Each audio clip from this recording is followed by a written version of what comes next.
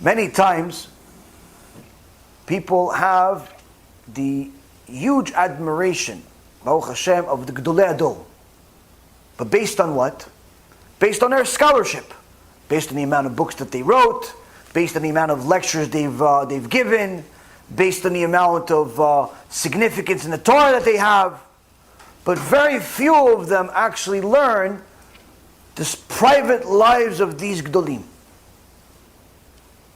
Rav Tzion Abba Shaul, alav shalom, one time was spotted in a fashion that most of us would be embarrassed in. How? There was one guy that every week would bring vegetables to Rav Tzion Abba Shaul's house. He would order the vegetables from the market, and the guy would bring it to his house on Friday for Shabbat. And one time he was about to go deliver the vegetables, and a young newlywed Avrech came to the guy. He says, "Listen, you're close to Rav Tzion Abba Shaul. Can you tell him? Can you help me? Talk to him? What happened? I'm having some shlom bayit problems with my new wife. I don't know. She's complaining. This, that.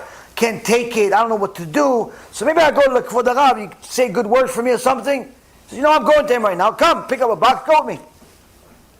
So they come. They get to the house.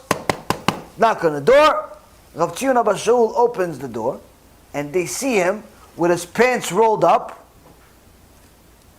to his knees, and he's mopping the floor. And the Rabbanit is sitting there, happy as can be. He's mopping the floor. The Gadol HaDor, the biggest rabbi in the world. He's mopping the floor, cleaning the floor for Shabbat. The Rabbanit is sitting over there. So the guy that sells the vegetable salesman, he said, "No, for the Rav, I'll clean." He goes, No. You don't know how to clean like me. You don't know how to clean like me. I clean. He says, "Okay, Kvod Rav, listen. This is Avrech that came. He's having shlom bayit problems. I want you to talk to the Rav. Maybe talk to him. He's newlywed." He goes, "Oh, sure. Where is he?" He goes, "Right here." "Oh, where'd he go?" The guy ran away. He left the box, ran away. I don't know. "Okay, Rabbi, I'm sorry. Okay, Shabbat Shalom, Shabbat Shalom." So the guy's like, "What happened to this guy? Came with me all the way here, and he's not here." So he started driving away, and he sees the guy's walking away. He goes, "Hey, what happened to you? You said you want to talk to the Rav. I brought you to the Rav." He goes, No. After I saw that the Rav is doing sponja, is cleaning and mopping the floor, and the Rabbanit is happy, I'm going to go home and clean and kiss my wife's feet to say thank you for everything that she does. Shtabach Shemo. The Gadol HaDor, I'm complaining that my wife is not letting me study enough, and there's no quiet, and there's no this, there's no that. The Gadol HaDor is helping his wife clean for Shabbat. And I'm going to complain. What's shlom bayit problem? It's all my shlom bayit problems in my head. And that's what happens a lot of times. A lot of times, guys think that the women that they married is a cleaning lady, a cook, and maybe once in a while, somebody that they're going to procreate with. The Gemara says, what's an eshet chayil? An eshet chayil is a woman that raises your children with Torah and mitzvot and keeps you away from sin. That's an eshet chayil. Yeah, what about cleaning? What about cooking? That's extra. That's already super eshet chayil. If she makes sure that your kids go to yeshivot, if she keeps you away from sin, she's with you. That's eshet chayil. That's who you sing about every Friday. Cooking, cleaning, all that stuff is extra. Of course it's great if she does all that stuff. But if you think that all of that stuff is going to come, and if she hasn't cooked to your likings because you're comparing it to your mother, and if she hasn't cleaned to your likings because you're comparing it to some cleaning lady you had 20 years ago, and if she does, it's just all that stuff, that's all in your head.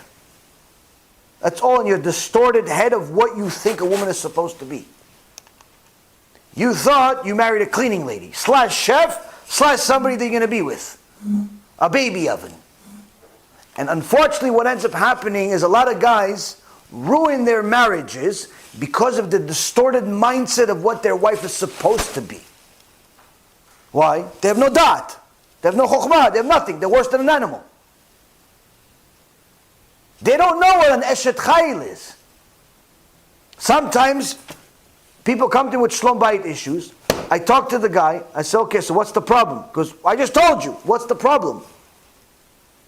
I don't understand what the problem is. Sometimes it's the opposite. The woman comes to me, she says, oh, he works all the time, I don't understand. Okay, does he learn Torah? Yes. Does he give you money to spend, to buy stuff? Yes. So what's the problem? Well, I just told you, he works all the time and he's learning all the time. I said, so what's the problem? He works, he learns, he gives you money, he's with you when you want him to be. What's the problem? Why, that's the way it's supposed to be. That's actually better than what it's supposed to be. Yeah. Well, what's the problem? People have a distorted mindset. They think that they're supposed to go to the movies and the mall together because they see movies and they see how their friends, post pictures on Facebook of their vacation, and they destroy their life that way. When a person acquires dat, when a person acquires good manners, the first thing he's going to learn is how to appreciate the people that are close to him, especially their spouse. But even more so, they're going to learn not to look elsewhere.